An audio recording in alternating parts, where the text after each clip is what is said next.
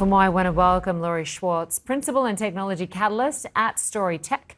She joins us now from San Jose, California. Great to have you with us. Hi, great to be here. So let's start with those changes at OpenAI, allowing verified adult users to partake in some extra steamy conversations with their chatbot, creating erotic content. What are the benefits and what are the risks with age verification systems potentially being circumnavigated by minors?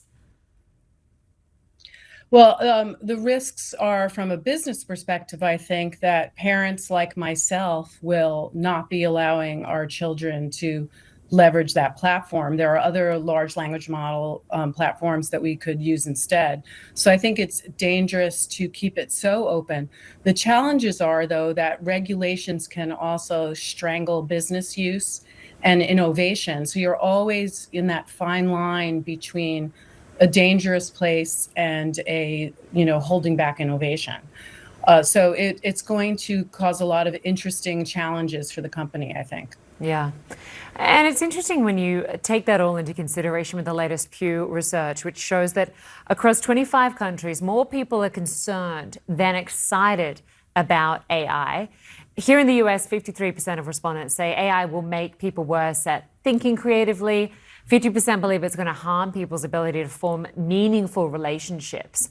What do these attitudes tell you about the public perception around artificial intelligence?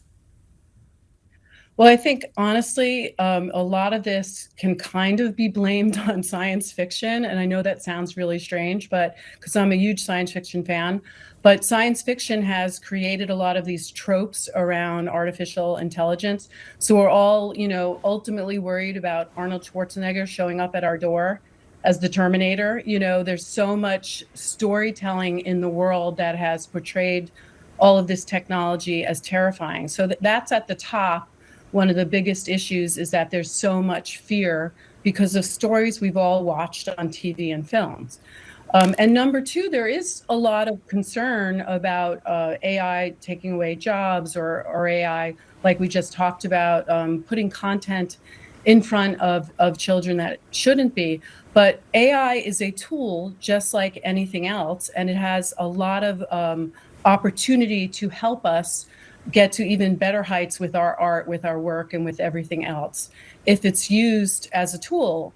And there's an expression called human in the loop, where the idea is that humans partnered with AI will actually achieve a lot of greatness, because AI can actually help with a lot of mundane tasks.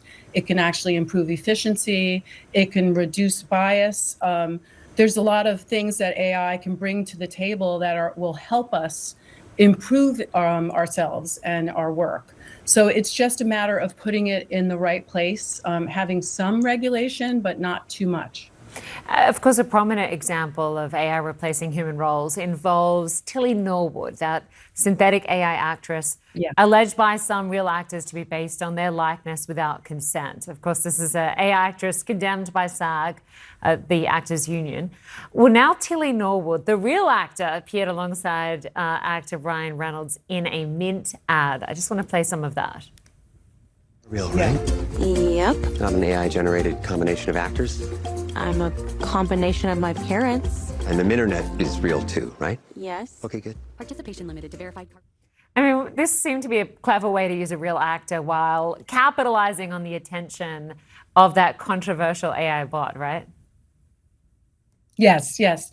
I mean, the thing is, there are definitely issues right now with artificial actors or simulated actors, and that's actually a union issue that needs to be worked out. That wasn't part of the contracts that just went on between the studios and the union. So, it's obviously, Tilly is obviously an artificial synthetic character. So I don't feel, and a lot of my colleagues don't feel, like it's replacing an actress. It's clear it's not a real person, and there were people behind it. It was stated that she's artificial. So I think, again, we're writing that fine line between making sure that we're not stealing a likeness, we're not stealing a voice. And also, I can't see watching an entire feature film with an artificial character. So right now we just have to all kind of protect our work, protect our unions, protect our associations, be mindful of where this can all go, but don't throw the baby out with the bathwater either. And a real baby or an artificial baby. You just have to be careful. You certainly do. Laurie Schwartz, good to have you on the program. Thanks so much.